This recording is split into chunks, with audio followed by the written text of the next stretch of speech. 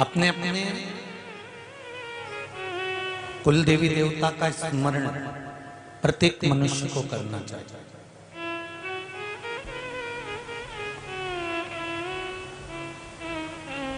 करते हो आप लोग? अपने अपने कुल देवी देवता को याद करते हो कि नहीं करते हो?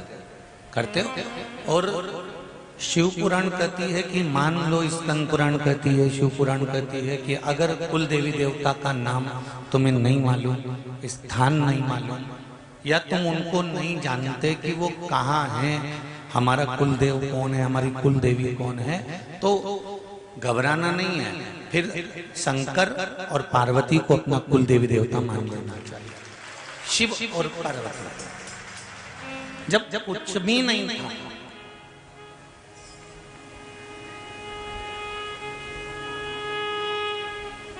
अरे भाई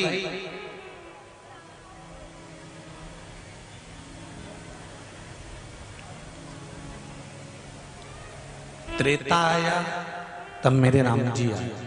बोलो सही है कि गलत है? अरे बोलते तो जाओ। सही है। त्रेता आया तब मेरे राम जी आए, द्वापर आया तब मेरे कृष्ण जी आए।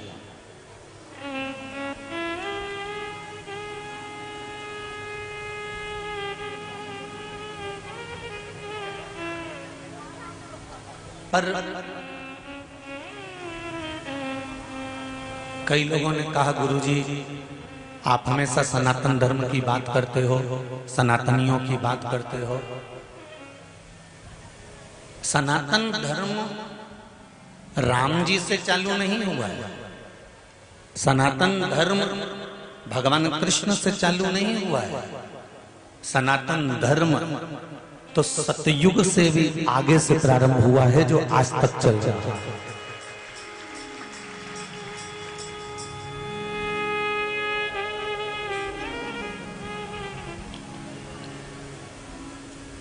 ना जाने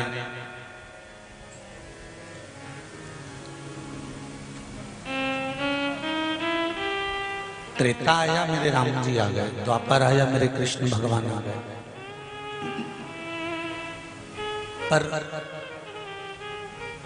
मेरा शंभु, मेरा शंकर, मेरे शिव, मेरे ओघड़दानी, ये आपने राम जी का रामायण पढ़ी होगी या रामचरितमानस का दर्शन करा होगा कि लंका पर मेरे राम जी चढ़ाई कर रहे हैं तो शंकर भगवान की पूजन कर रहे हैं।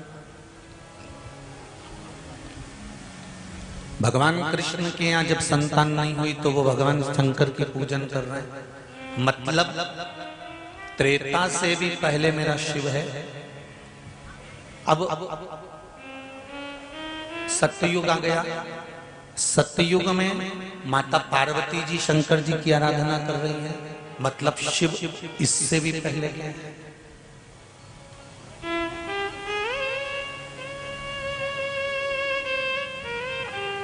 ये सभी देवी देवताओं की मूर्ति तो बाद में बनी।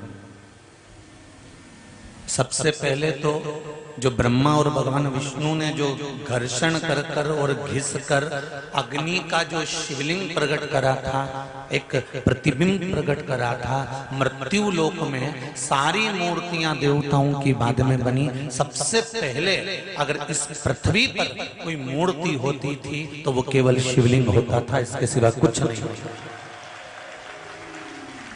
कुछ भी नहीं।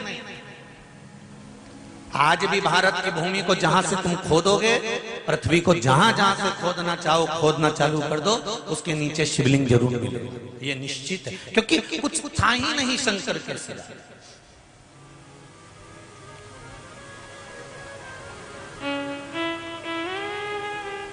चंदन है इस देश की माटी, तपोभूमि हर ग्राम है, हर बाला देवी की प्रतिमा, बच्चा बच्चा राम है। जिसके सैनिक समर भूमि पर गाया करते गीता हैं, उसी माटी के हल्के नीचे खेली करती सीता है। ये वो साधारण सी भूमि नहीं है। हम आपसे एक बात जरूर कहना चाहेंगे, तुम योग करो ना करो, योग जानते हो ना? अरे बोलो तो समझ, जानते हो ना? तुम योग करो चाहे मत करो, पर एक बात इस व्यासपीठ से कहना चाहूंगा कि सनातनियों का सहयोग जरूर करो। योग से मतलब नहीं, सहयोग से मतलब। जब सनातन धर्म की बात आ जाए और सनातन धर्म जब सम्मुख में आके खड़ा हो जाए और उस पर जब विरोध दिखने लगे, तब छाती ठोक कर कहना कि मैं झांसी की रानी हूं और मैं अहिल्याबाई हूं, मैं कोई साधारण नहीं हूं।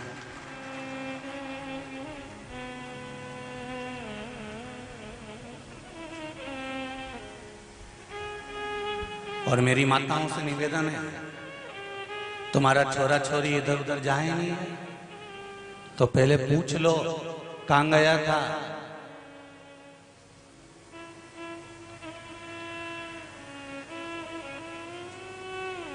सत्कर्म की ओर बढ़े।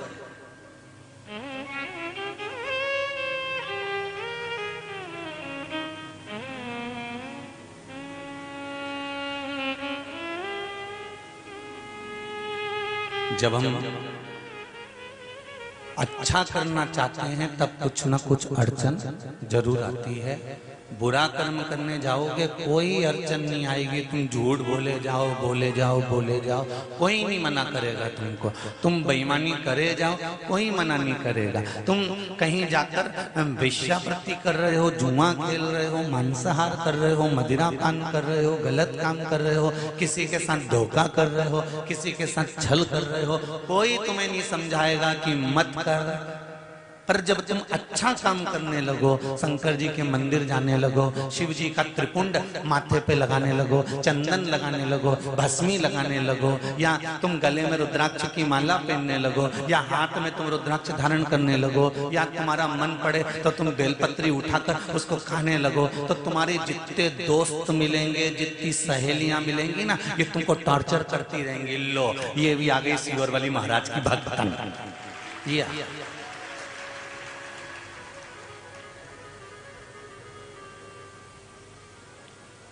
तुम शंकर मंदिर गए और तुमको टोकने वाले ढेर मिल गए।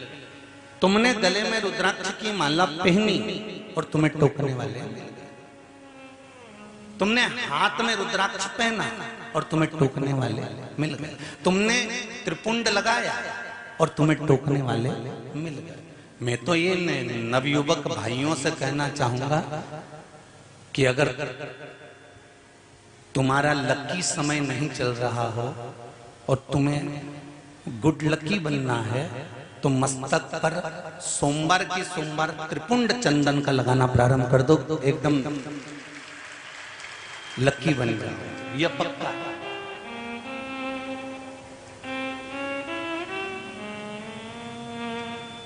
तो कहेंगे दोस्त लोग, इससे ज्यादा क्या होगा।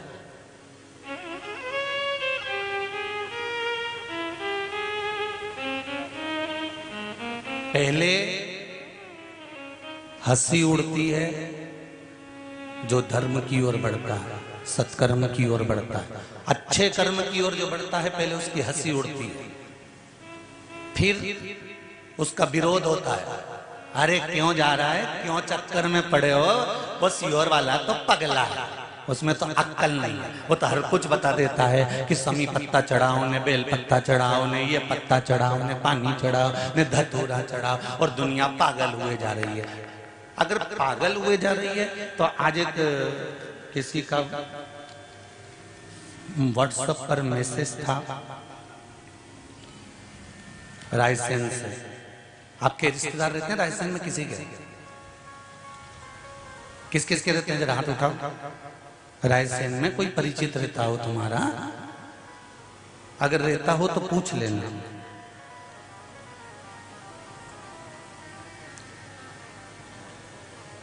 वहां पर मुकेश जी रजक थे, रजक समाज से हैं, भोला टेंट हाउस है उनका। उनकी धर्मपत्नी है रजनी।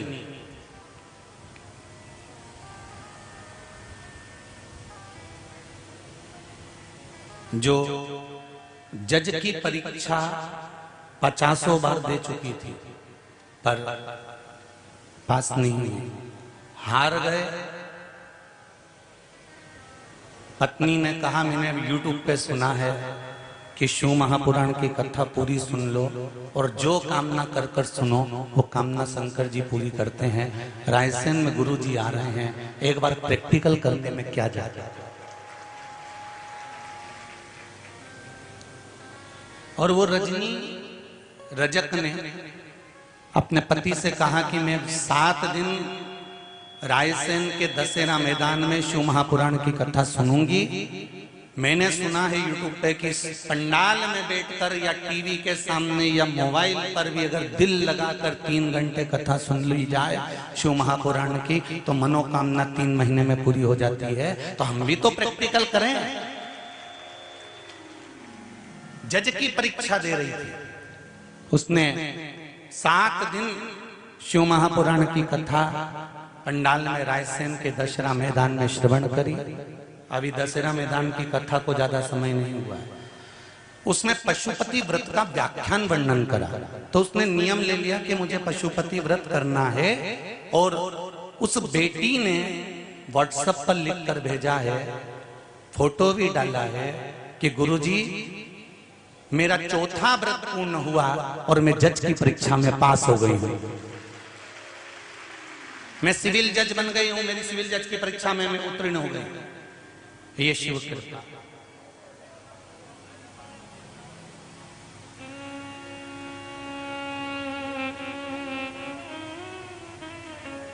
मुकेश जी रजक जी की धर्मपत्नी भोला टेंट हाउस वालों के यहां से जरा पता करिए। उसने खुद लिखकर भेजा कि शंकर जैसा उदार कोई नहीं हो सकता। और मेरा जीजियों से निवेदन है, जितने भाई लोग यहाँ कथा में बैठे हैं, अपार संख्या है आपकी, अपार संख्या। 3 दिन से 4 दिन से टेंट लगाने वाले, टेंट बड़ा बड़ा बड़ा बड़ा बड़ा रतलाम का पूरा टेंट लाके लगा दिया है। और जहां देखो वहीं तुम भरे पड़े हो, उसके सिवा कोई तुम्हारी सत्ता है। ये कैमरे ऑन में तुम कैची नहीं हो पा रहे, क्योंकि इनके कैमरे में भले कैच नहीं होगे पर उसके कैमरे में तो आ गए पक्का, ये निश्चित। मीडिया वाले भी, अखबार वाले भी, न्यूज चैनल वाले भी रोज फोटो खींचने का प्रयास करते हैं, पर तुम इतने हो कि उनके मीडिया वालों के, पत्रकारों के भी कैमरे में नहीं आ पा रहे हो। तो जहां से एक एंगल से खींच के ले जाते हैं तो फिर घर जाकर उनकी भी धर्मपत्नी बोलती, हम तो उधर बैठे थे, तुमने कहा फोटो उधर से खींच लिया। तो वो भी कहती है कि कहाँ है।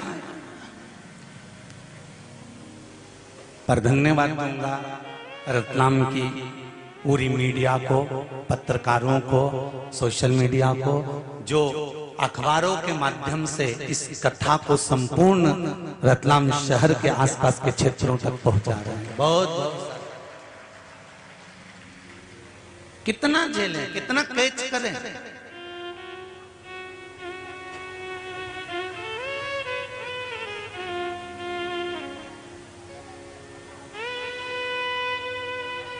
आपकी भक्ति बड़ी प्रबल है, पर एक निवेदन जरूर करूंगा कि भक्ति में दिखावा मत करना। दिल से शिव महापुराण की कथा सुन रहे हो, दिल से शंकर जी की पूजन दिल से करना। जो मांगोगे मेरा देव अधिदेव महादेव देने में देरी नहीं करेगा। दिल से मांगो, दिल से।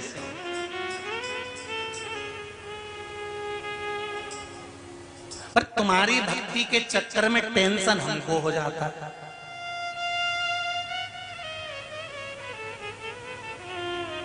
रोज सीओर से फोन आ रहा है, गुरुजी परसों के दिन एक ट्रक गिट्टी डलवाई थी, दूसरे दिन मालूम नहीं पड़ी। हमने कहा कहाँ गई? कि माताएं आती हैं, आप ही ने कहा कंकर संकर सब ले जाती है। बड़ी परेशान।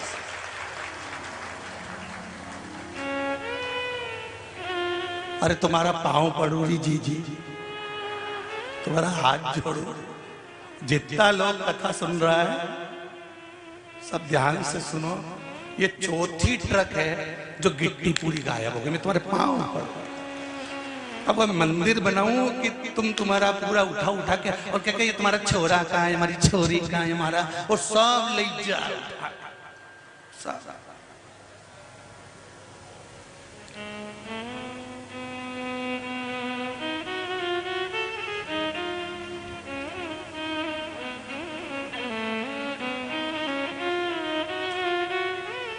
करो सत्संग, करो भजन। हमने ये कहा है कि कंकर संकर है, मतलब शिव हर जगह पर विराजमान है, लता में, पत्र में, पशु में, पक्षी में, जलचर में, थलचर में, वायुचर में, और शंकर केवल कंकर में ही नहीं।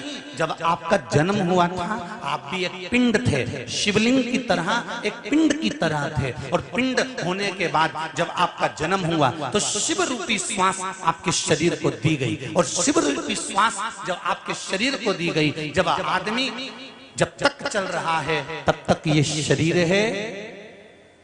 शिव रूपी श्वास जब तक इस शरीर के अंदर चल रही है तब तक ये शरीर है, और जिस दिन शिव रूपी श्वास निकल जाती है ये केवल शव बन जाता है, इसके बाद ये शरीर नहीं रहता। तो ये श्वास ही शिव है, इसको हमें पहचानना है। तुम्हारे दरवाजे पर तुम जिस परिवार में रहते हो, कुटुंब में रहते हो, नाते रिश्तों में रहते हो, तुम्हारे देवर जेठों के साथ रहते हो, तुम्हारे सास ससुर के साथ रहते हो, तुम उनको समझो कि शंकर के रूप में ये हमारा परिवार मिला हुआ है। हमें घर में जो भोजन बनाना है वो किसी दूसरे के लिए नहीं बनाना, हमें जो भोजन बनाना है हमें शंकर के लिए बनाना है। जो खाएगा वो शिव ही तो है।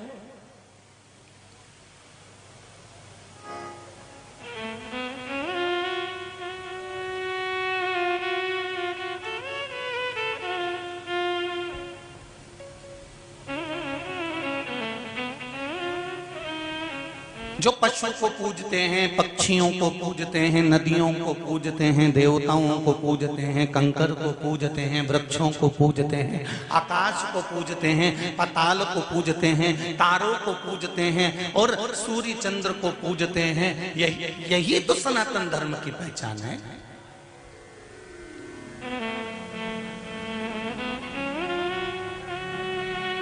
महाराज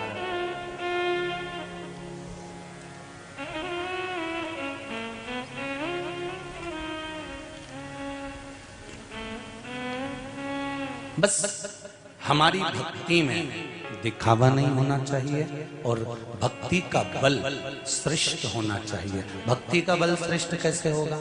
आप भक्ति के बल को श्रेष्ठ कैसे कर सकते हो? तो उसके लिए भी शिव महापुराण की कथा कहती है कि हमें हमारे भजन का अहंकार नहीं करना, हमें हमारी पूजन का अहंकार नहीं करना।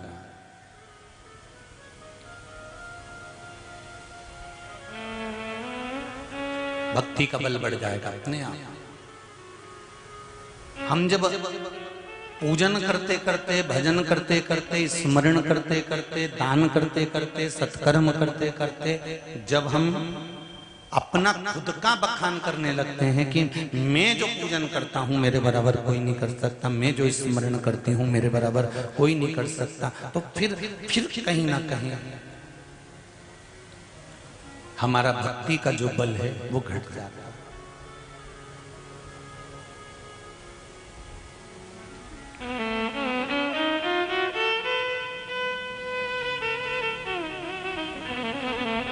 भक्ति करो और दिल से करो।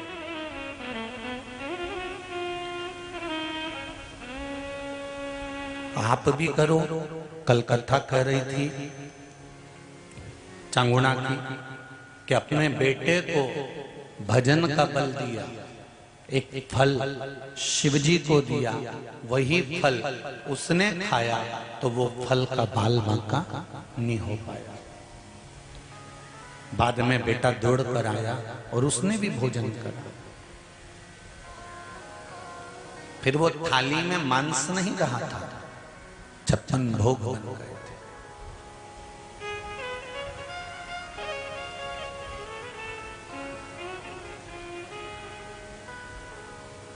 अपने बच्चों को जंगल का शेर बनाओ, पिंजरे का नहीं। पिंजरे के शेर में और जंगल के शेर में एक अंतर होता है।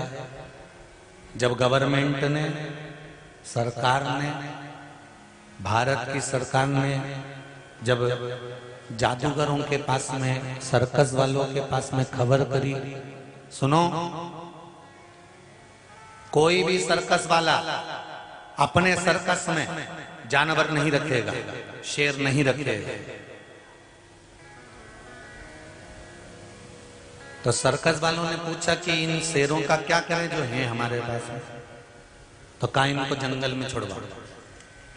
वन विभाग वालों को बुलाया गया, उनके गले में कोई सिम लगाकर जंगल में छोड़ा गया। जंगल में जब छोड़ा, सर्कस के शेरों को जंगल में जब वो घूमने लगे, 5 कुत्तों ने शेर को देख लिया और वो 5 कुत्ते शेर को घेर लिए और शेर को निपटा दिया। ऊपर से खबर आई कि ये शेर कैसे मरा, तो कहा साहब ये 5 कुत्तों ने मार दिया।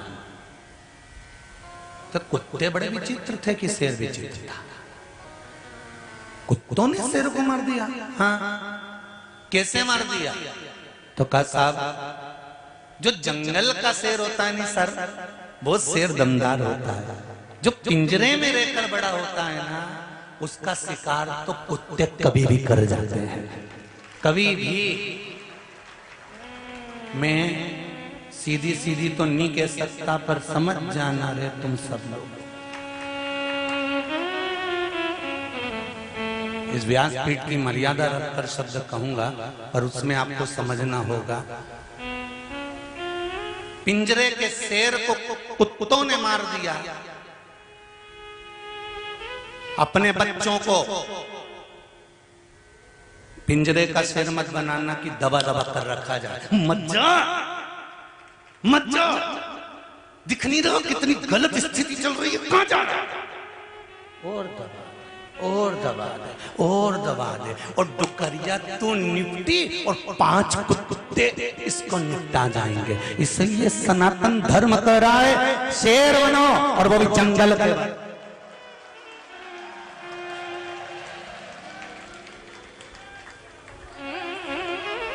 और जिस दिन जंगल के शेर बन जाओगे, तुम्हारी धाड़, तुम्हारी धमक, अकेलापन, अब तुम्हें कुछ नहीं करना है। जिस दिन मस्तक पर त्रिपुंड लगाया और गले में रुद्राक्ष की माला, बस नैनों में, गले में रुद्राक्ष और नैनों में भद्राक्ष, इतने में तो कुत्ता आ जाए अब सामने।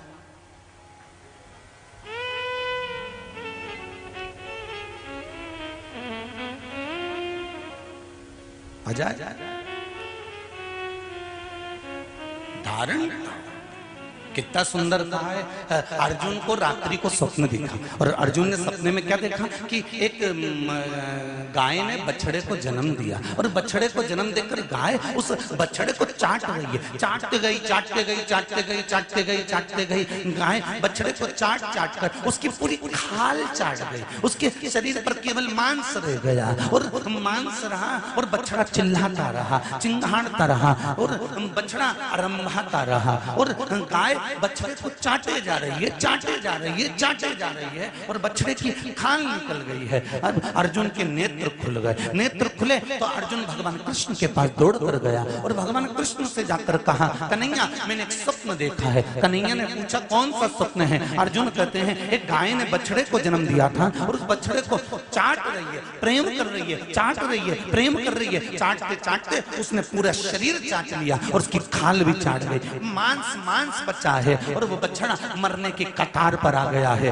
क्या ये क्या है? भगवान कृष्ण कहते हैं अर्जुन ये स्वप्न नहीं है, ये कलयुग का दर्शन हो रहा है। कलयुग में माता पिता अपने बच्चे को जन्म देंगे, इतना प्रेम जताएंगे, इतना लाड़ जताएंगे, इतना प्रेम, खाना नहीं खाए तो मोबाइल पकड़ा देंगे। माँ दिन भर उसको पीछे दौड़ दौड़ के खिलाएगी, मारा छोरा, मारा छोरा, मारा छोरा, और जब बच्चा रोए तो उसको गोदी में खिलाएगी। वो जो कहेगा कहेगा माँ को करना पड़ेगा, वो जो कहेगा बाप को करना पड़ेगा। माँ मुझे 500 रुपए चाहिए, 1000 निकाल कर देगी। माँ मुझे ऐसे कपड़े चाहिए, माँ कपड़े सिलवा कर देगी। माँ मैं इस दुकान से कपड़े नहीं लूंगा, उस दुकान पर जाऊंगा, मैं इंदौर जाऊं ने रत्लम जाऊं, मैं बस ये बच्चे का प्रेम, अर्थात गाय अपने बछड़े को चाटे जा रही, चाटे जा रही, चाटे जा रही। तुम भी अपने बच्चों को शे दिए जा रहे, दिए जा रहे, दिए जा रहे, और इतना बिगाड़ दिया कि जैसे ही अब बच्चा कुछ नहीं कर रहा, बच्चा अब दिन भर में 50 बार अपने माँ बाप से ही झूठ बोल रहा है, और कहाँ जा रहा है और कहाँ बता रहा है। इसमें तुम्हारी गलती है। ये कलिकाल की लीला भगवान कृष्ण कर रहे हैं। अपने बच्चे को ज्ञानवर्धक बनाइए, संस्कारवान बनाइए, विद्यावान बनाइए, धैर्यवान बनाइए और वीर बनाने का प्रयास करिए। और बच्चों को जंगल का शेर बनाना, पिंजरे का नहीं, ये तुम्हारे हाथ में है, कोई दूसरे हाथ में नहीं है। सामने राष्ट्रीय स्वयंसेवक संघ का एक कार्यालय लगा हुआ है, उसमें किताबें मिल रही होंगी शायद, मुझे उम्मीद है। 50 चीज बाद में खरीदो, पहले वहां से एक किताब खरीदो जिससे हम अपने बच्चों को संस्कार दे सकते हैं कि इसको पढ़ो। नहीं समझ में आए तो हमसे पूछो।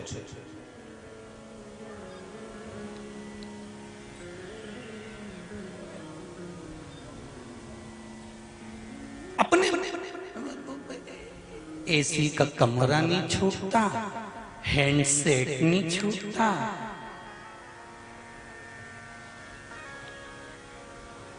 अब ऐसे भेरू की शादी भी कर दो तो इसे कई लुगाई छूटे।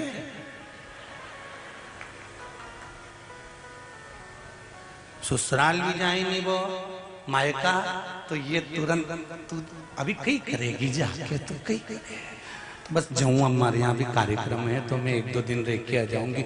ये तो तैयारी कर, मेरी बेटे जी लगा जा, तू गई मैं पहुंच। और माता पिता कह रहे घर में रहे,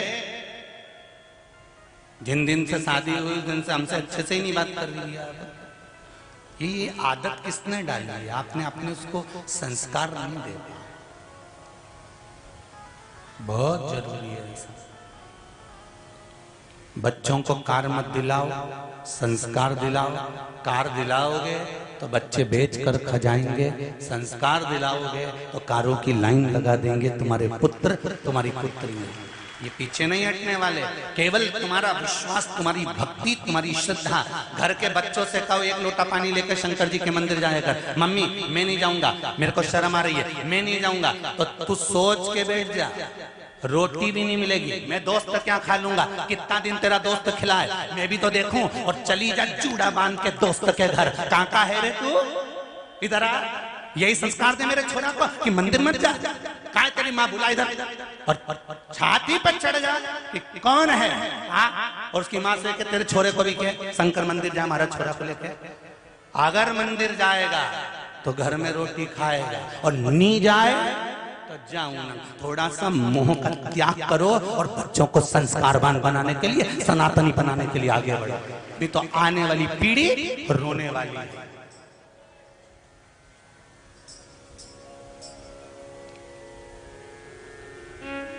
पति दुकान से आए, तुम्हें मालूम है इतनी बजे दुकान से आएगा, मोबाइल में कथा लगा दो शिव महापुराण की। वैसे तो मुझे विश्वास है कि आप लोग अगर कथा में आ रही हो तो आपके पति भी शिव भगवान से, शंकर से जुड़े हुए जरूर हैं, तभी माताएं यहाँ पर कथा में आ रही है। मुझे विश्वास, ये मेरा भरोसा कहता है कि मेरी दीदियां, मेरी बहनें, मेरी माताएं, मेरी बेटियां अगर शिव महापुराण की कथा में मेरी माएं आ रही हैं तो इनके पति, इनके ससुर कभी मना नहीं कर सकते। वो कह देते होंगे जा कथा में जा, क्योंकि उसको मालूम है कि जब ये कथा सुनकर आएगी, रोटी बनाएगी तो कथा का स्मरण करती रहेगी।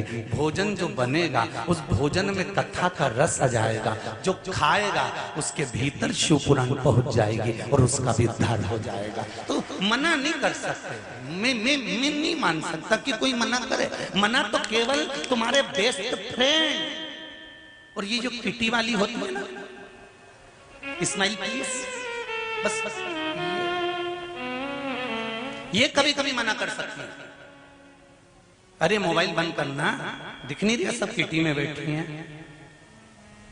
मेरी किटी की बहनों से निवेदन है, किटी पार्टी भी रखना है तो 1 बजे से 4 बजे तक क्यों रखना, 4 बजे के बाद रखना, हम कथा सुनेंगे। और किटी में जाओ, चाहे मीटिंग में जाओ, चाहे पार्टी में जाओ, सबसे पहले अगर वहां बैठे हो तो थोड़ी देर राम नाम, कृष्ण नाम, शिव नाम का जाप होना चाहिए, उसके बाद किटी पार्टी प्रारंभ होना चाहिए, नहीं तो नहीं जा।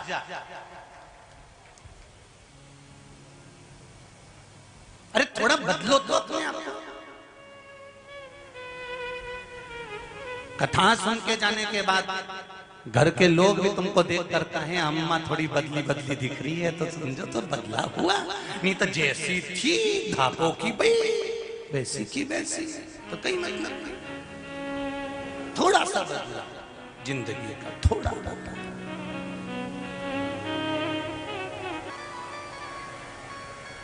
बार माता पार्वती जी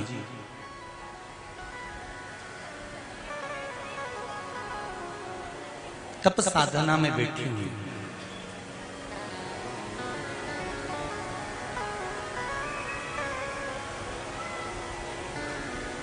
और उस तप साधना में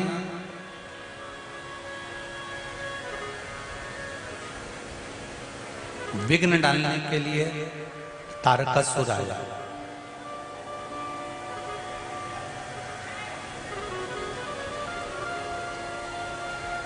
कभी कभी जिनसे आस लगाकर बैठते हैं ना, वो भी दुख देकर चले जाते हैं।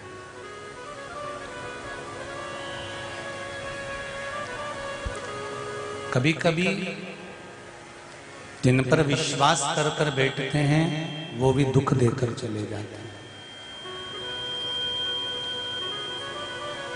पर शिव महापुराण की कथा कहती है, बुरा कर्म करने वाला व्यक्ति कितना भी बुरा कर्म कर कर चले जाए, उसको उस कर्म का दंड मिलेगा जरूर। बस आप एक काम जरूर करना कि उसके रंग में रंग कर आप बुरा करना मत प्रारंभ कर दो।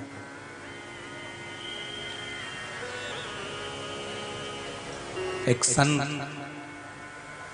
गंगा जी का स्नान कर कर आ रहे हैं, और एक व्यक्ति जो उनसे ईर्ष्या रखता है, जलन रखता है, उनसे ईर्ष्या का भाव रखता है, वो पेड़ पर चढ़ा हुआ है और उनके ऊपर पान थूक रहा है।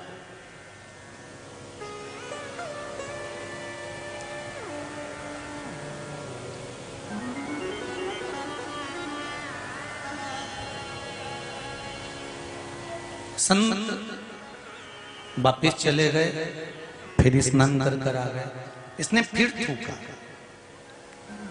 संत फिर चले गए, फिर आए, इसने फिर थूका। आखिरी में इसके मुख में जितना पान का थूक था वो सब समाप्त हो गया, और पान का पिक जब समाप्त हो गया तब वो नीचे उतर कर आया और गुरु जी के पास आकर प्रणाम कर कर बोला, गुरुदेव मैंने इतनी बार आप पर थूका पर आपको गुस्सा नहीं आया, क्रोध नहीं आया, आपने मुझे अपशब्द नहीं कहा।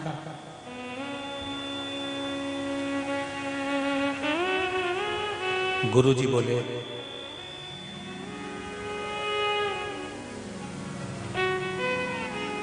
भाई तू थूक रहा था, मैं गंगा नहा रहा था, ये तेरी ही कृपा है जो बैसाख के महीने में 108 बार गंगा की डुबकी लगाई। रोज एक डुबकी लगाता था और चले जाता था। आज तेरी कृपा हुई ना, इसलिए तेरी कृपा से आज मुझे इतनी डुबकियां लगाने का फल मिला है।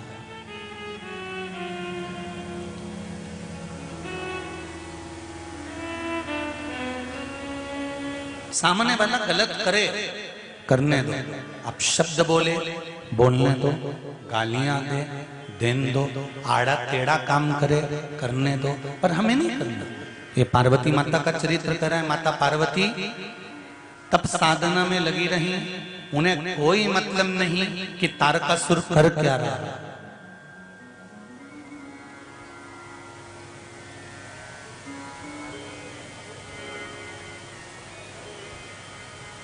गुरु जैसे अपना कर्म करता है,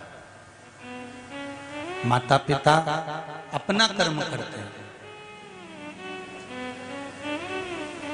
बस गुरु का काम क्या है? शिष्य को निर्मल कर देना और निर्मल कर कर उसको परमात्मा के दरवाजे पर लाकर छोड़ देना।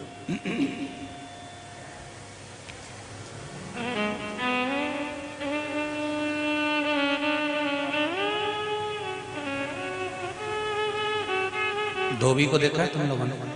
धोबी, उसके कपड़े से कोई लड़ाई है क्या? धोबी की कपड़े से कोई उसकी परेशानी है क्या? कपड़े से कोई उसका विवाद है क्या? अरे बोलो तो जम के। नहीं है, नहीं। जब उसके कपड़े से लड़ाई नहीं है, विवाद नहीं है, परेशानी नहीं है, फिर वो कपड़े को इतना क्यों रगड़ता है? कपड़े को ले जाएगा गर्म पानी में, उसको उकालेगा, डालेगा, फिर घाट पे ले जाके जो कूट पत्थर पे, और बच जाएगा तो मोगरी से कूट, मोगरी से बच जाएगा तो ब्रश से रगड़ने के बाद में फिर पानी में पच्छी, फिर पच्छी, फिर पच्छी, फिर धूप में डाल दिया 2-3 घंटे के लिए, कड़क की धूप उसमें पटक दिया, फिर वापिस लाया, प्रेस गरम करी और गरम प्रेस के ऊपर धर के और उसका सारा सल मिटा दिया, और सल मिटा के घड़ी करके फिर उसको ले जाके सेठ जी के यहाँ वापिस दे दिया। अब धोबी की कपड़े से कोई लड़ाई है क्या? अरे बोलो तो जम के। नहीं है, नहीं।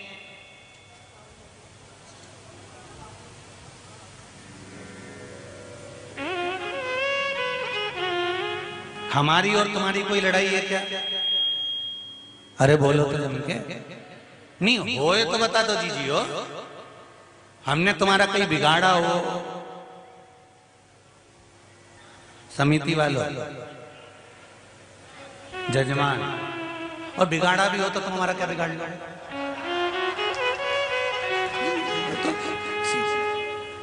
हमारी तुम्हारी कोई लड़ाई है क्या? नहीं।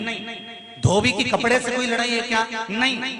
उसके बाद भी धोबी गर्म पानी में डाल कर, उकाल कर, उसको कूट कर, उसको रगड़ कर, उसको ले जाकर धूप में पटक कर, फिर गर्म प्रेस फेर कर आखिरी में सेठ जी को ले जाकर देता है। उसी तरह एक वक्ता, एक कथाकार, एक गुरु, एक सदगुरु होता है जो अपने शिष्यों को डुबो कर कथा के उस रस तत्व में पूरा क्लीन कर आखिरी में तप साधना से जोड़कर उसको ले जाकर उस परमात्मा रूपी सेठ के हवाले कर देता है कि ये कपड़ा न गुरु की चेले से कोई निंदा है, न चेले की गुरु से कोई निंदा है।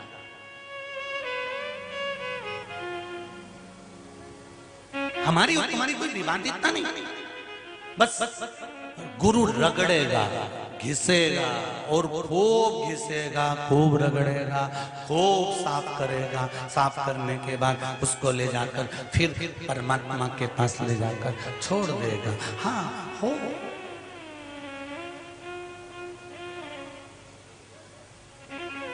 धोबी कपड़े को साफ करने की कुछ भेंट लेता है, गुरु भी कपड़ा साफ करने की भेंट लेता है। वो भेंट है आपका समय, और वो कीमती समय आपको शिव को दे दो। शंकर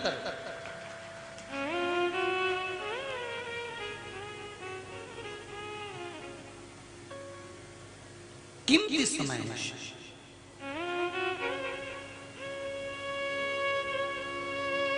आज सवेरे एक माता जी कह रही थी, गुरु जी कथा करते हैं तो कितनी दक्षिणा लेते हैं? हमने कहा यही तो जजमाने हैं तुम्हारे सामने, इनसे पूछ लेना।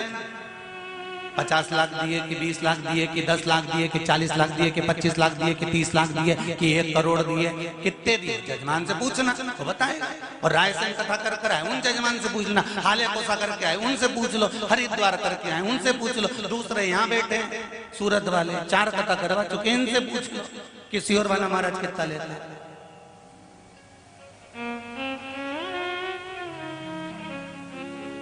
बेलपत्र जो चढ़ी है, इससे बड़ी कोई कीमत सियोर वाले महाराज के लिए नहीं है। हमारा कोई कह दे 50 लाख ने, 25 लाख ने, 20 लाख ने, 40 लाख ने, 30 लाख, यही जजमान है। पूछ लेना एकांत में कि 10 लाख की, 8 लाख की, 7 लाख बता दे कि सियोर वाला महाराज लेके गया। केवल एक बेलपत्र और शिव भक्ति तुम्हारी। हाँ, इतना जरूर कहूंगा कि जो आते हैं उनके बैठने की व्यवस्था और माइक कथा की व्यवस्था ये जरूरी है, और पानी की व्यवस्था जरूरी है, जिससे कोई को तकलीफ ना हो। ये जरूर करो, भजन करो, कीर्तन करो, स्मरण करो। गुरु वो धोबी है जो रगड़ेगा, कूटेगा, पीसेगा, सब कुछ करेगा और आपको क्लीन कर देगा, आपको साफ।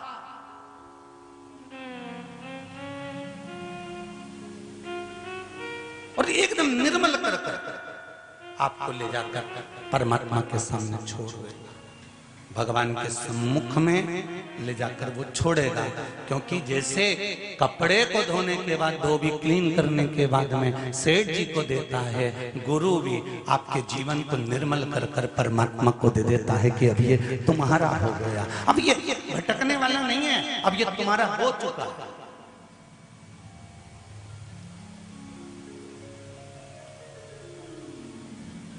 और इसमें जो निर्मलता का भाव है, अब ये दूसरी बार फिर कहीं गड़बड़ हो जाएगा, फिर धोना पड़ेगा, फिर गड़बड़ हो जाएगा, फिर धोना पड़ेगा। तो ये लोग कहें कि कथा एक बार सुन ली तो बार बार सुनने की जरूरत नहीं है। बोलो सही है कि गलत है? कई लोग तुम्हें अकल देंगे, बार बार क्यों सुनते रहते हो? दिन भर टीवी खोल के बैठे रहते हो, मोबाइल पे दिन भर कथा सुनते रहते हो। अरे जरा विचार तो करो, जितने लोग यहाँ कथा सुन रहे हैं पंडाल में, उससे ज्यादा रतलाम की दुकान में टीवियों पर कथा चल रही है महाराज। एक एक घर के अंदर, एक एक घर के अंदर, सब जगह पर कथा ही कथा करने में। तो कोई कहे एक बार सुन ली, दूसरी बार सुन ली, तीसरी बार सुन ली, बार बार कथा क्यों सुनते हो? तो जैसे एक कपड़ा एक बार पहनने के बाद उनमें सल आए कि नहीं आए? अरे बोलो तो जी आए ना। तो उसको कितना भी तुम घड़ी बना के, हमने तो कई बार कोशिश करी कि ये धोती बार बार प्रेस के लिए नहीं भेजे, ऐसी हमने घड़ी बना के उतारने के बाद घड़ी बना के गद्दा के नीचे धर दी। पर मालूम क्या था कि वो धोती जहां से टेढ़ी हो गई थी ना, वहां पर और 2-4 साल पड़ी किया गद्दा के नीचे धर दी।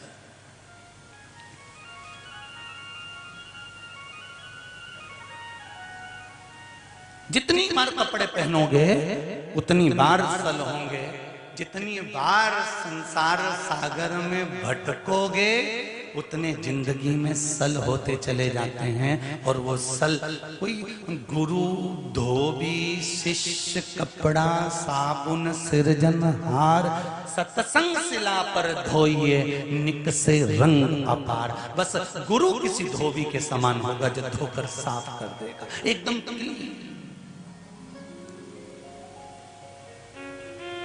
तुम्हारे घर में इलायची है? किकी के घर में? सब क्या? आज जाके इलायची को उठा के सूंघना, ठीक है? सूंघने के बाद वापिस रखना और उसको ओकली में डाल लेना, उस खलबत्ता में, और वो के बाद उसे दोचना या बेलन चकोटी पे उके पीसना, फिर सूंघना। दोनों में खुशबू सबसे ज्यादा कब आएगी? अरे बोलो जम के। जब वो कुट जाएगी, पिस जाएगी, उसकी खुशबू बढ़ती चली जाएगी। बस इंसान भी ऐसा ही है।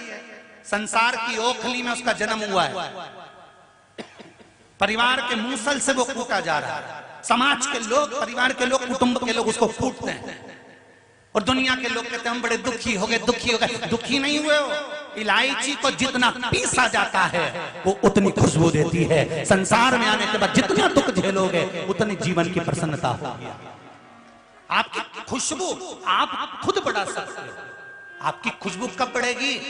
जब आप दुख झेलना चालू कर दोगे। जरा जरा सी देर में बहू उनके देती, हम तो बड़े दुखी हो गए, हम तो मर जाए तो अच्छा, तो मरो जाओ। आजकल तो फैशन चल रहा है मरने का, उसमें कौन सी दिक्कत है?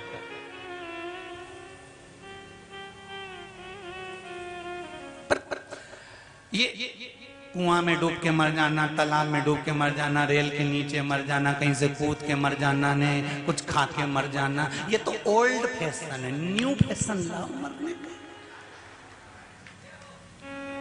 ये फैशन तो ओल्ड है, फांसी लगा लेना। ये तो जब तुम साड़ी नई तरह की नई डिजाइन की पहनो तो मरो भी तो नई डिजाइन में। क्या ये सल्फास खा लूं, ने फांसी लगा लूं, ने ट्रेन के नीचे आई जाऊं, ने पानी में डूब के मरी जाऊं, ने मैं ये कर लूं, ने मैं आग लगा लूं, ने मैं ये कर लूं। अरे तुम उस घर की बेटियां हो, तुम्हें आग लगाने की जरूरत नहीं है। बोल दो क्या? अरे इंदौरी जी हो, तुम्हें क्या आग लगाना? फैशन चेंज करो। अगर मरना ही है ना तो घर वालों से कह देना मैं ऐसे तो मरूंगी नहीं। अब मैंने चेंज कर दिया। जिस दिन से उस योर वाला महाराज बोला ना कथा में कि कपड़े नई डिजाइन के, रोज रोज सब्जी नई डिजाइन की, रोज रोज चोटी नई डिजाइन की, रोज रोज नकुन पालिश नई डिजाइन की, हर हफ्ता में चेंज करूं तो मौत भी चेंज करूंगी। मैं ये कितना भी हार जाऊं संसार से, पर ऐसे ये डूब मूब के या कुछ खा के या ट्रेन के नीचे या इसके नीचे या उसके नीचे मरूंगी नहीं। अगर मरूंगी तो आप सोच के बैठी हूं शंकर जी का इतना पूजन करूंगी, इतना पूजन करूंगी, इतना पूजन करूंगी कि फिर मर जाऊं। अब जो विचार कर शंकर जी के पूजन में इतनी लग जाएगी और इतना शंकर से प्रेम करने लग जाएगी तो शंकर जी थाने मरने देगा है? जिसको जो प्रेम करता है उसका मोबाइल खो जाता है तो जो प्रेम करने वाला होता है ना वो कहता तू घबराए काहे को, नया दिला दूं थाने, तू काहे को चिंता कर। मैं तो कल कथा में गई थी ना, हमारा मोबाइल खो गया, तो काय को चिंता करे, कल तेरे पास नया पहुंच जाएगा। कौन लाएगा? तू चिंता क्यों करे, मैं तो पहुंचा दूंगा थारे। तू कथा में निकलेगी ना जब थारा हाथ में हैंडसेट पकड़े। बस शंकर जी भी ऐसा है। एक बार मेरे भोलेनाथ से दिल लगा लो, एक बार मेरे शंकर से दिल लगा लिया और ऐसा दिल लगाओ, ऐसा दिल लगाओ, ऐसा दिल लगाओ जैसे नहीं बोलो, जैसे पत्नी पति से, छोरी छोरा से, उस तरह का बेटी बाप से जैसे स्नेह करती है और बेटा माँ से स्नेह करता है, ऐसा दिल मेरे शंकर से लगा लो, फिर तुम्हारा खर्चा शंकर उठाएगा पक्का। जो दिल लगा लेते ना उसका खर्चा उसको उठाना ही नहीं पड़ता। चल अंगूठी चल, हैंडसेट चल, मोबाइल का बिल चल, अब भीट लूं 2 मिनट में। अब तुमने उससे दिल लगाया तो वो खर्चा उठाए, तो एक बार उससे दिल लगा कर तो देखो कि तुम्हारे पूरे परिवार का खर्चा वो उठाएगा। कौन? देव अधिदेव महा, उससे दिल लगा कर देखो एक बार। और जब दिल लगा लिया तो फिर क्या सोचना।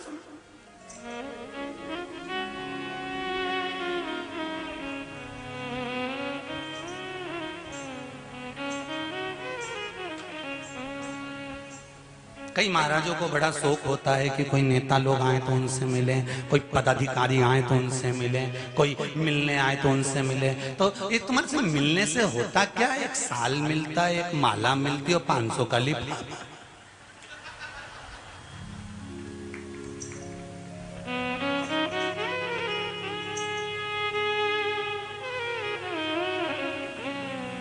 सही है। तुमसे मिलने से मिलेगा क्या? एक माला, एक लिफाफा 500 का और साल। कई करूंगा साल और माला का, मरूंगा तब भी तो लोग पहनाएंगे। क्या करना साल और माला का? तुमसे मिलूं जितना समय तुमको दूंगा, तुम 500 का लिफाफा और माला दोगे, उतना समय अगर मेरे महादेव को दूंगा तो वो ना जाने कितना निभा देगा। उसको दो समय, मेरे शंकर को समय देना चालू करो, ओघरदानी को समय देना चालू करो। मैं ये नहीं कहता कि तुम मंदिर में जाकर बैठ जाओ, मैं ये नहीं कहता कि 24 घंटे मंदिर के अंदर बैठे रहो, मैं ये नहीं कहता कि दिन भर कथा में बैठे रहो, पर इतना जरूर कहूंगा, आधी में पुनि आध सनातन धर्म की बात को याद रखना। एक सनातनी अगर 15 मिनट के लिए भी भगवान के मंदिर में जाता है तो भगवान से नैन मिलाकर भगवान का हो जाता है। बस वो चाहिए। आप हो जाओ शिव के, शंकर तुम्हारा हो जाओ और तुम शंकर के हो जाओ, बहुत उत्तम।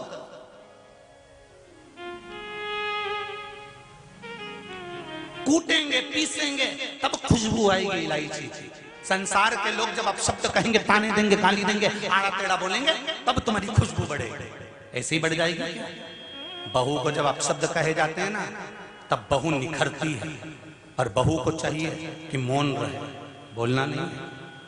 सास आड़ा टेढ़ा बोलेगी, खूब आड़ा टेढ़ा बोलेगी, ये सास नहीं होती, रसोईया अच्छी वाली होती है। इलायची को पीसने का प्रयास करती है कि इसकी खुशबू बढ़े, और सास उसको पीसती है। इसमें उखल और ये मूसल का कोई काम नहीं। वो बोलेगी ना, बोलने दो। आड़ा टेढ़ा बोलने वाला बोले, ताना देने वाला दे, और बोलने वाला बोलता रहे। आग लगे बस्ती में, अपन रेओ मस्ती में, और अब तो अपनी नई चीज लेके आओ।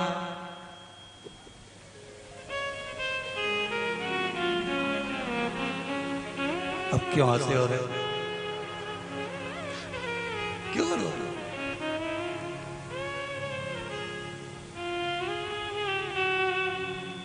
क्या किसको रोइए, रतलाम का सेव खाइए।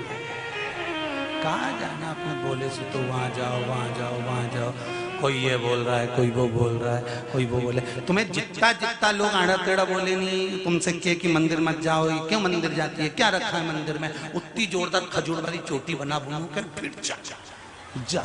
और जो तुम्हें मना करे ना, के दरवाजे से ले, और बिल्कुल, और 1 घंटा तक पेंसिल से लाइन खींच, डब्बा भरी, अब जाऊंगा कहीं।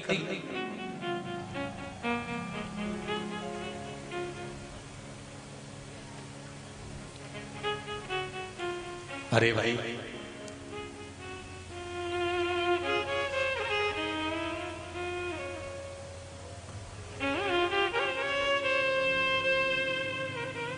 मीराबाई को कितने ताने दिए जाते थे, मीराबाई को कितना अपशब्द कहा जाता था, कितना आड़ा टेढ़ा बोलते थे, तो भी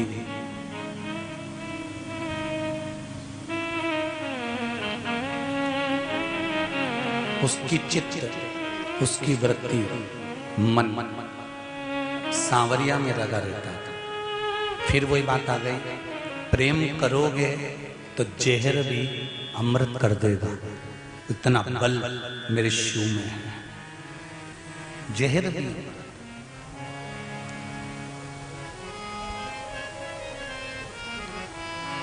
स्नेह का बल, प्रेम।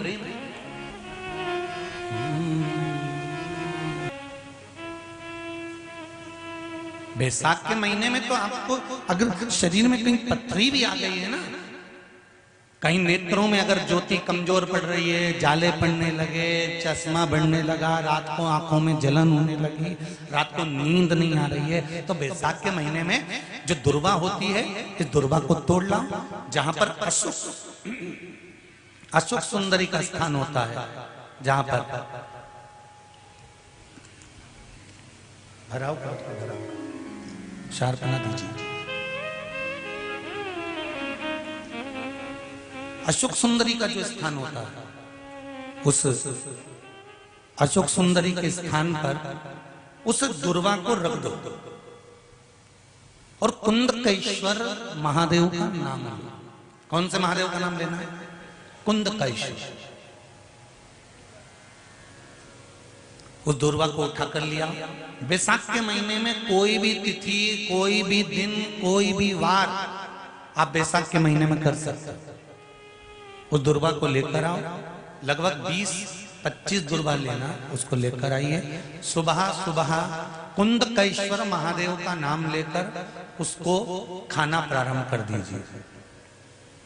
एक दुर्वा रोज खाओ, जो पथरी है या नेत्रों में तकलीफ है या कोई ना कोई रात्रि को नींद नहीं आना, बेचैनी हो जाना, घबराहट होना, धीरे धीरे धीरे धीरे 20 दिन की वो दुर्वा है, 20 दुर्वा एक एक दिन खाना चालू करो।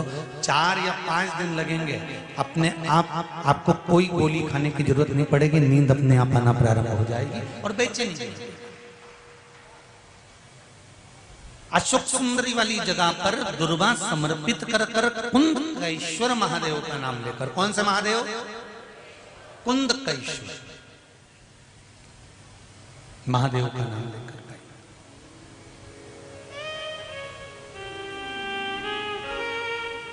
शिव आराधना का मूल है जल। जल महाराज तारकासुर ने विचार कर लिया, इस बच्चे को मुझे मारना है।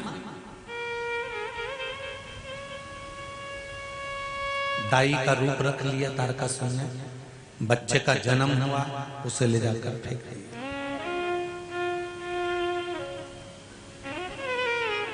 वो बच्चा गंगा जी ने पाल पोस कर बड़ा कर लिया।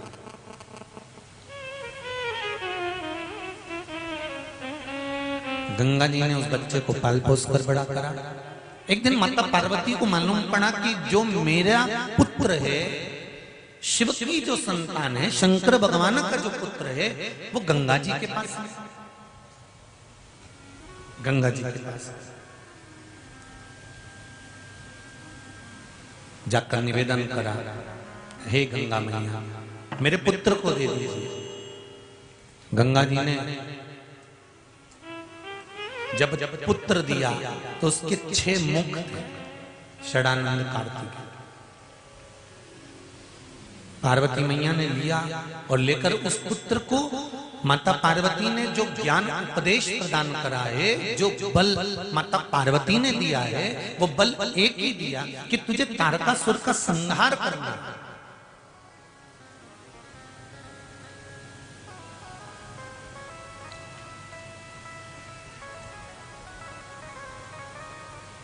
राम और परशुराम, ठीक है, दोनों के दर्शन करें कि नहीं करें आप लोगों ने? अरे बोलो जम के करें। एक भगवान विष्णु का एक अवतार है राम के रूप में, और भगवान विष्णु का दूसरा अवतार है परशुराम जी के रूप में। राम और परशुराम, मेरे राम भगवान और परशुराम भगवान में क्या अंतर है? बोलो जरा जम के बताओ जरा, क्या अंतर होगा राम जी में और परशुराम जी में?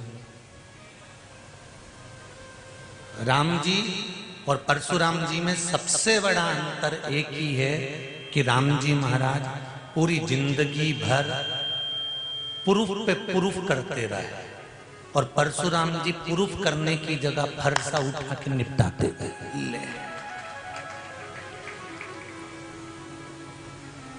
त्रेता में राम जी की जरूरत थी प्रूफ करने की, कलयुग में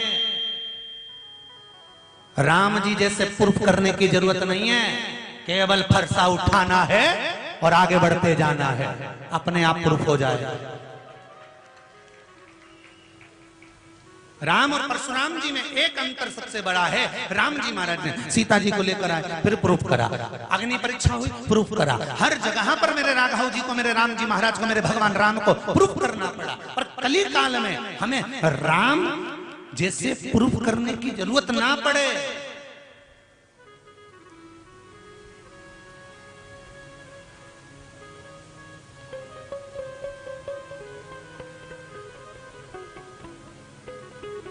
परशुराम जी जैसा बल हो, और वो बल कितना प्रबल था वो देखिए जरा, वो बल कितना प्रबल था। पिताजी ने कहा तेरी माता का सिर काट दे, और परशुराम भगवान ने सिर काट दिया। पिता प्रसन्न हो गए, और परशुराम से कहा मैं बड़ा प्रसन्न हूं, तेरे भाइयों ने मेरी बात नहीं सुनी और तूने सुन लिया, अपने भाइयों का भी सिर काट दिया, माता का भी सिर काट दिया, अब मांग तुझे क्या चाहिए। परशुराम जी का बल देखिए कितना प्रबल था कि पिताजी अगर कुछ देना चाहते हो तो इनको माफ कर कर इनका सिर वापस जोड़ दीजिए, ये बल है। अगर तोड़ना जानते हैं तो जोड़ना भी जानते हैं। अब उसको प्रूफ करने की जरूरत नहीं।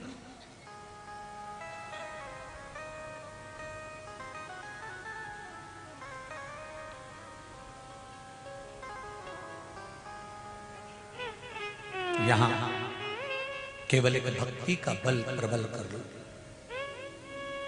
मेरी माताओं से, मेरे भाइयों से लाखों करोड़ों लोग शिव महापुराण की कथा यो आस्था चैनल पर और फेसबुक यूट्यूब पर सुन रहे हैं, उनसे भी कहूंगा अगर लक्ष्मी नहीं आ रही, संपदा नहीं आ रही, व्यापार नहीं चल रहा, तकलीफ बहुत ज्यादा हो रही है, कष्ट पर कष्ट बढ़ रहा है, कोई अच्छा कर्म हो ही नहीं रहा, बैसाख के महीने में एक बीते से नाप कर छोटा सा सफेद वस्त्र ले लो, उस वस्त्र में 108 चावल के दाने रख लीजिए, एक सफेद पुष्प की पत्ती या पुष्प जो मिल जाए वो रख लो, फूल भी ना मिले तो एक चावल का दाना अलग से रख लीजिए। बैसाख के महीने में उसको अपने घर के जहां परिंदा होता है, मटका होता है, पानी भरने का स्थान होता है, जहां पर हम पानी पीने का भरते हैं, वहां उसको एक कटोरी में रख लीजिए। 3 दिन बैसाख के महीने में कोई सी भी तिथि, चाहे आप दूज, तीज, चतुर्थी ले लो, चाहे पंचमी, छठ, सप्तमी ले लो, चाहे अष्टमी, नवमी, दशमी ले लो, उसको रख दीजिए 3 दिन तक।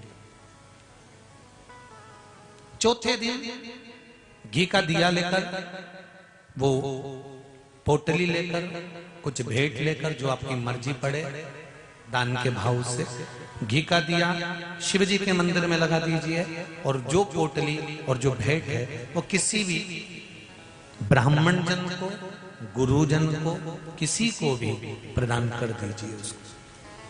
अगर ब्राह्मण जन, गुरुजन नहीं ले तो कोई इसका मोल तत्व समझता हो, कोई सौभाग्यवती माताएं हो, कोई बहन बेटियां हो, उनको भी आप दे सकते। ये लक्ष्मी की वृद्धि करने का, संपदा, रोग, आनंद, सुख प्रदान, ये रोग के लिए तो नहीं कर सकते पर संपदा के लिए सबसे प्रबल है संपदा। कोई अगर आपका धन खाकर चले गया है, पैसा नहीं दे रहा, बस आप शिव मंदिर में जब दिया लगाएंगे और इसको वापस शिव मंदिर से पोटली को लेकर आएंगे, चाहे तो मंदिर में कोई ब्राह्मण देवता हो, पंडित जी हो, उनको भी दे सकते हैं, या किसी को भी दे, उस समय पर आपका स्मरण, दीप लगाते समय, दिया लगाते समय स्मरण होना चाहिए कि मेरा पैसा इतना गया हुआ है, बाबा ये रकम डूब गई है, ये पैसा चले गया है, ये प्राप्त होना चाहिए, मेरा व्यापार बढ़ना चाहिए, शिव करे। अरे तेरा ही दिया मैंने खाया पिया है, तेरा शुक्रिया है, तेरा शुक्रिया, मुझे भोले बाबा ने बहुत दे दिया है, तेरा शुक्रिया है, तेरा शुक्रिया है। शिव की आराधना की ओर अग्रसर हो। तारकासुर का संहार भगवान कार्तिकेय ने करा है, षडानंद ने करा है, और तारकासुर का संहार करने के लिए आगे बढ़े।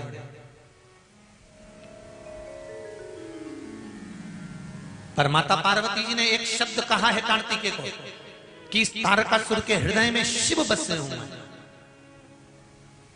जिसके हृदय में शंकर बसा हुआ है उसके हृदय में बाण नहीं लगना चाहिए, चोट नहीं पहुंचाना चाहिए।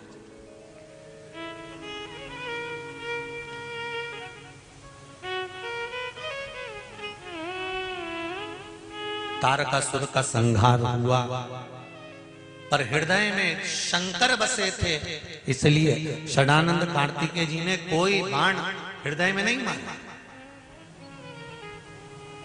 कितना सुंदर बात माता पार्वती जी ने कही है कार्तिकेय को, षडानंद कार्तिकेय सुनो। मृत्यु लोक में रहने वाला मनुष्य चाहे कितना बड़ा भी पापी क्यों ना हो, अगर उसके हृदय में शंकर की भक्ति है तो वो दुनिया में कभी ठोकर नहीं खा सकता, वो शिव के द्वार पर जरूर आता। अगर शिव की भक्ति है तो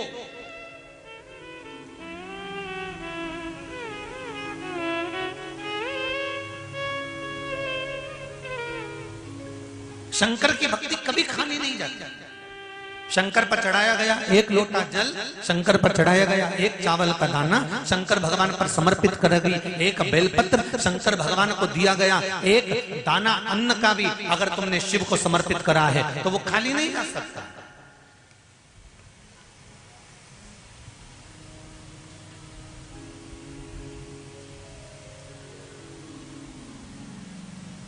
शंकर का मंत्र जाप जो आपने करा है, चाहे पंचाक्षर मंत्र नमः शिवाय बोलो, चाहे षडाक्षर मंत्र ओम नमः शिवाय बोलो, चाहे श्री शिवाय नमस्तुभ्यम बोलो, बोलो जरा जम के श्री शिवाय नमस्तुभ्यम, श्री शिवाय नमस्तुभ्यं, श्री शिवाय नमस्तुभ्यं।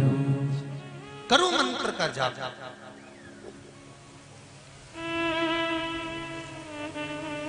एक बार भी अगर मंत्र का स्मरण किया वो खाली नहीं जा सकता।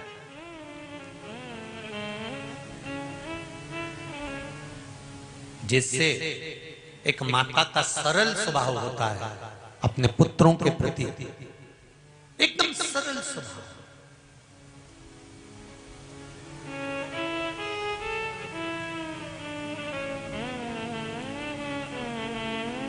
वैसा ही परमात्मा का एकदम सरल स्वभाव होता है। अच्छा, कई लोग प्रश्न करते हैं, गुरुजी भगवान विष्णु का काम है संचार करना, ब्रह्मा जी का काम है सृष्टि की रचना करना, और शंकर भगवान का काम है संहार करना। दुनिया के लोग भगवान शंकर को संहार का देवता कहते हैं कि शिवजी तो रुद्र हैं, शंकर भगवान तो क्रोध है, भगवान शंकर तो संहार के देवता हैं। चलो ठीक है, अगर शंकर भगवान संहार के देवता हैं तो एक माता का स्वभाव भी तो देखो। माता का स्वभाव कैसा होता है?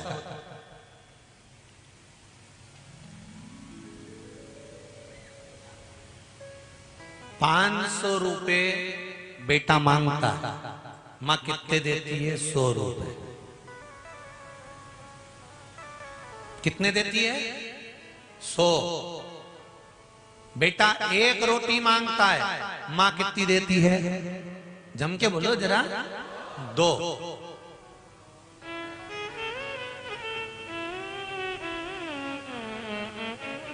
रुपए कितने देगी? 500 के 100। रोटी कितनी देगी? 1 की 2। और पास में बुलाती है और बुलाकर कहती है बिल्कुल नहीं मारूंगी, पास तो है। और जैसे ही हाथ लग जाता है कूट देती है। ऐसी मां होती है। क्या कहती है? नहीं मारूंगी। आ रहा है, नहीं मारूंगी बोल दिया ना जब मैंने। छोरा ए भानु प्रताप,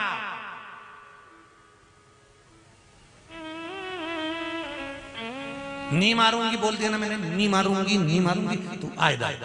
और जो पकड़ा और जो कूटा, क्योंकि मां मां होती है। और कूटने के बाद मां रो भी ले, ऐसी मां होती है। ये मां को साधारण असाधारण है क्या माँ? वो कहे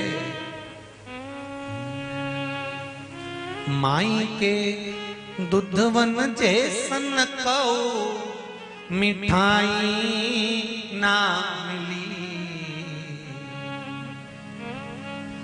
माई के दूधवन जैसन कौ मिठाई ना मिली, सब कुछ मिल जाता है दुनिया में माई ना मिली, सब कुछ मिल जाता है दुनिया में माई ना मिले।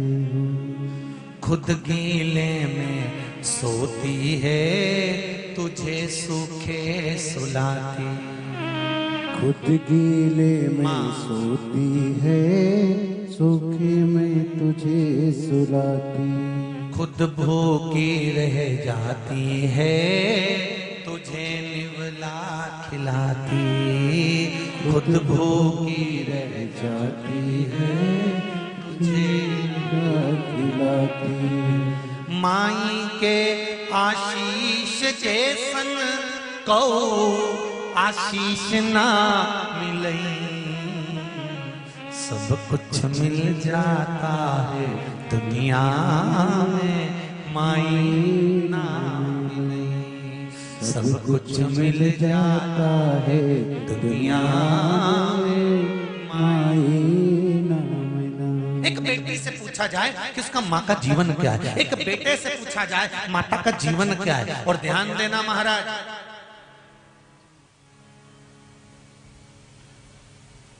दो गाय लेकर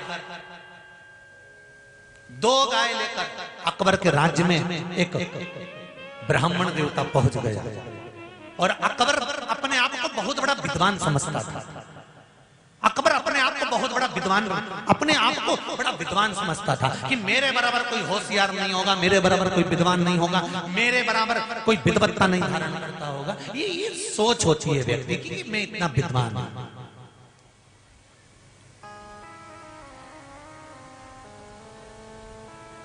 एक ब्राह्मण देवता दो गाय लेकर चले गए, दोनों गाय एक जैसी, दोनों की आंख, दोनों की नाक, दोनों का मुख, दोनों की पूंछ, दोनों का रंग एक जैसे। और उसने जाकर अकबर से कह दिया, महाराज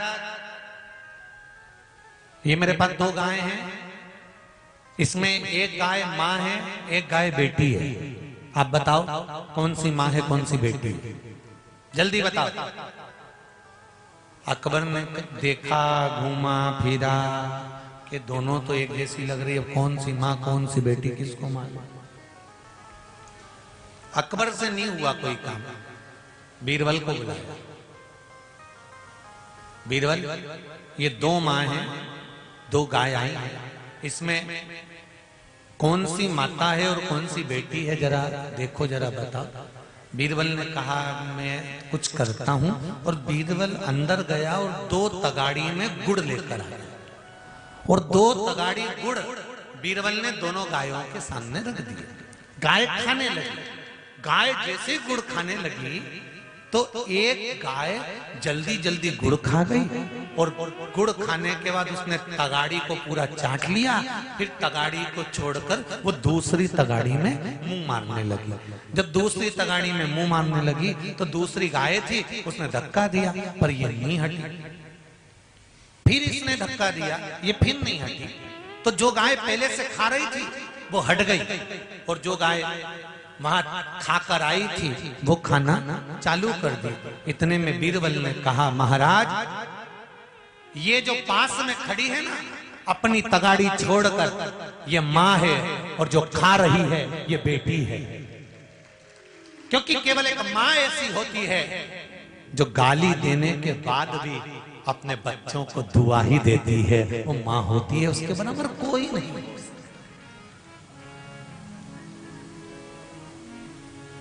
खुद गीले में सोती है तुझे सूखे सुलाती, माई के आशीष जैसन को आशीष ना मिलई, सब कुछ मिल जाता है दुनिया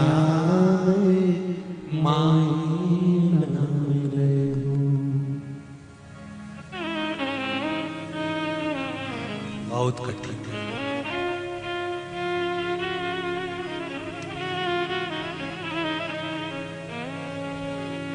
जब चली जाती है ना तब याद आती है।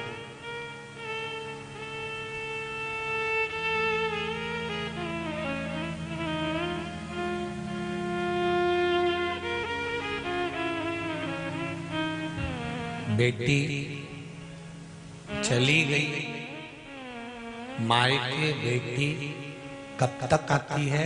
जब तक उसके माता पिता जिंदा हैं तब तक। अगर माँ बाप नहीं है तो बेटियां मायके जाना बंद कर देती है। कोई पूछे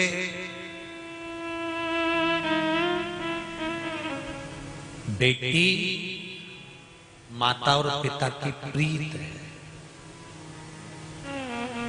मेरा इन नवयुवक बेटों से, इन नवयुवक बेटियों से, नवयुवक बच्चों से निवेदन है, तुम्हारे दोस्त रात को 12 बजे आते हैं, तुम्हें फोन लगाते हैं, तुम्हारे जन्मदिन वाले दिन तुम्हें उठाकर रोड पर ले जाते हैं, गाड़ी की सीट पर केक रखते हैं, रात को 12 बजे दोस्त का केक कटवाता है, फटाके फोड़ता है, खूब एंजॉय करते हैं। पर उन दोस्तों से निवेदन है, अगर तुम सच्चे दोस्त हो, चोटे नहीं हो, ईमानदारी के अगर दोस्त हो, तो रात को 12 बजे जब दोस्त को लेकर बाहर जा रहे हो तो तुम्हें शर्म आना चाहिए कि जिस माँ बाप ने जन्म दिया वो घर के अंदर पड़े हैं और उसकी औलाद को ले जाकर केक रोड पे कटवा रहे हो। क्या वो लवारिस पैदा हुआ था रोड? लोग कहते महाराज जी आप केक काटने का विरोध करा करो। हम नहीं करते विरोध, तुम तो खूब काटो दादा, कौन मना करे तुम्हें काटने के लिए? हम मना भी कर देंगे तो तुम कहीं मानो? जबरदस्ती के केक अपना मुंडा खराब करना। पर निवेदन है केक काटो, खूब काटो, मना नहीं है, पर कहां काटना है? जिस माँ बाप ने जन्म दिया उस माँ बाप को पहले सामने खड़ा करो और उस माँ बाप को खड़ा कर कर उसकी औलाद का फिर केक काटो, तो माँ बाप का भी दिल खुश होगा। वो लावारिस पैदा नहीं हुआ है। रोड पर, चौराहे पर, गलियों में, रोड के ऊपर, गाड़ी पर उसका केक कटता है जिसका कोई नहीं होता। जो लवारिस पैदा हुआ अनाथालय में उसका केक रोड पर कटता है।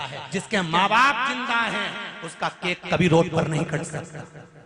और मेरा राजनेताओं से भी निवेदन है, बड़े बड़े नेताओं से, तुम्हारा जन्मदिन का केक जब रोड पे कटता है तो दिल दुखता है सीहोर वाले महाराज का कि तुम घर में हो, तुम्हारे माँ बाप हैं, तुम्हारे ऊपर छत्र छाया है, तो तुम्हारा रोड पर केक नहीं कटना चाहिए। कहीं छत लग जाए, टेंट लग जाए, मंदिर हो, देवालय हो, गौशाला हो, अनाथालय हो, और केक काट कर मुंडे पे मर देना। अरे उस 200 रुपए का 500 रुपए के केक को उठाकर मुंडे पे मर देना या चेहरे पर लगा देना, पटक देना, जमीन पर पड़ा रहता है। उस केक को काटने के बाद संभाल कर रख लो। सुबेरे जब जाओ कहीं गरीब दिख जाए, उसके छोरा छोरी एक एक रोटी के लिए तरसते हैं, उनको काट कर दे दीजिए, उसमें सुख का अनुभव।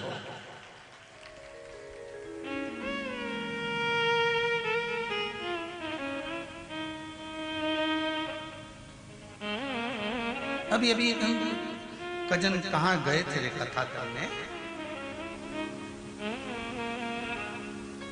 एक बार कहीं कथा करने गए थे, तुम्हारा इतना बड़ा बैनर लगा था, किसी कुत्ते का जन्मदिन था,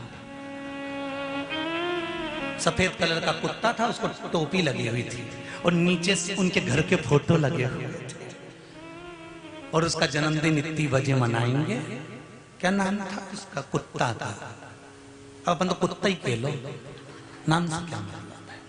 वो कुत्ता का जन्मदिन था, बैनर बड़ा सारा लगा था, सबको पत्र गया, लोग आए भी उस कुत्ता के जन्मदिन पे। अरे धिक्कार है रे इंसान, कुत्ते का केक तू खाए, कुत्ते का केक, और वो कुत्ते का जन्मदिन सनातनी नहीं मना रहा था। कुत्ते का जन्मदिन सनातनी नहीं मना रहा था।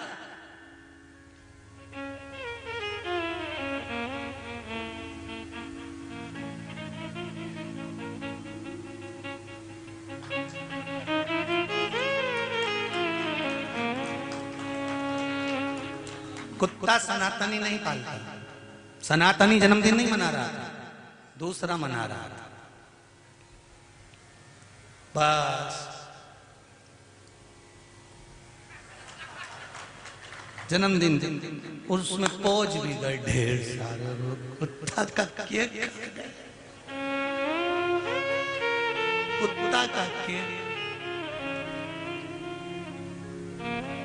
हमने पूछा सबसे पहले केक कटा होगा तो किसको खिलाया था? कुत्ते। फिर बाद में सबको बांट के खिलाया। सब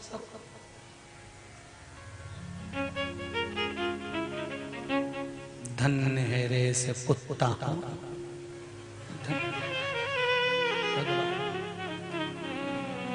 निवेदन करूंगा, मनुष्य का जीवन मिला है, खुश होकर जियो।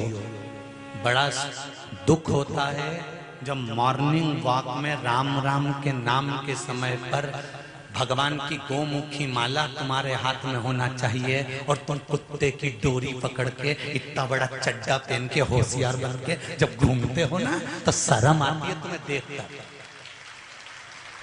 पर भगवान को भी बड़ी बड़ी बड़ी धन्यवाद देता हूं परमात्मा को कि तूने भी गजब की किस्मत लिखी ये सेठ जी की। इनके घर के बच्चों को दूसरी दासियां खिला रही और बारे किस्मत वाले तू घर के कुत्तों को खिला। तेरे घर के बच्चों को छीछी छीछी समझ में, तेरे घर के बच्चों को छीछी वो दासियां करा रही, नौकर चाकर करा रहे, बहन बेटियां करा रही और तू कुत्ते को छीछी कराने मॉर्निंग वॉक में जा रहा है। किस्मत धिक्कार ऐसी किस्मत को। एक आध बार मिल जाए बस शंकर भगवान, उनसे पूछ लूं इसने कौन सा पुण्य करा था।